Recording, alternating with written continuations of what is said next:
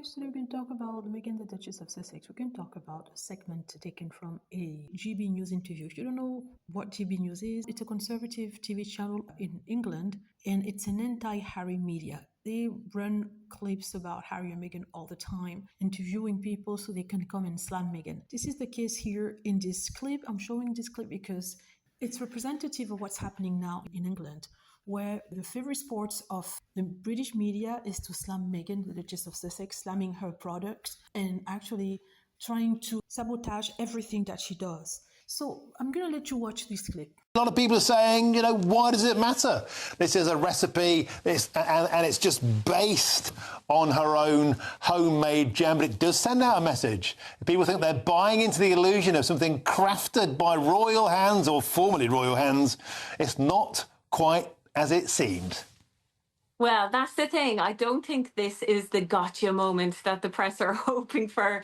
This is actually industry standard. To meet demand, she obviously has to outsource where it's manufactured. She can't set up a production line in her kitchen. But as I said, this is complete industry standard. If you look at Martha Stewart, she's had a whole career on building homemade products, food products, and also homeware products. They're all manufactured in Pennsylvania while she lives in New York. So I don't see her anytime soon setting up a production line in her New York kitchen to meet demand. And even if you look at the Windsor Strawberry Reserve that's being sold on the Windsor website, that's not made in Windsor. Believe it or not, it's made elsewhere in factories around the UK. So yeah, this isn't the gotcha moment that people are hoping for. It's actually just a smart business move, really. If she wants to be able to meet demand this time round and not sell out within a half an hour like she did the last time, this is the only way to do it. Oh, you're being very charitable there. But what about the carbon footprint? Here's a couple that fly to the Google climate change conference, stand there barefoot, having flown on a private jet, and they're flying jam 2,000 miles across America. You're not telling me they could make that jam a little bit nearer to their Hollywood estate?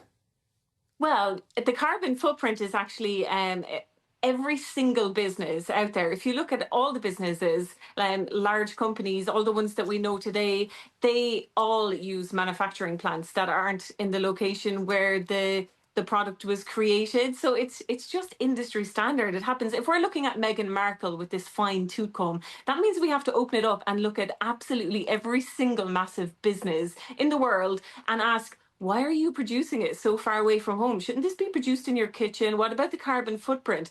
It can't be one rule for Meghan and then other rule for other global businesses. Well, I think perhaps it can, because if you're sanctimonious about people's everyday carbon consumption, about we should all cut down on holidays, we should all be lean, green and clean, and then you're flying jam jars 2,000 miles, I think those with glass houses or glass jam jars shouldn't throw stones. Well, are you going to look into the carbon footprint of the Windsor Strawberry Reserve that is made elsewhere in the UK? We're flying that around the world. Lots of Americans buy that. More Americans buy that than people in the UK. So are we going to ask the Windsors what's going on there? Are they offsetting their carbon footprint? Do you work for Alan? Do you work for Meghan Markle? No, I don't. But what I Okay. am is a journalist, and I'm fair, and I like unbiased reporting. So that's what I base my reporting on. And I think that actually all the reporting on Meghan Markle has been very biased. You finally saw the clip. It lasted 3 minutes. I really love the journalist, and she did say what in England, it seems that the journalists there or royal experts who aren't necessarily journalists don't seem to comprehend that their reporting of Meghan is biased to a point that now even people who didn't like her before are now supporting her, or didn't know who she was are now supporting her. You can't be all this negative about her, about what she does, about her products.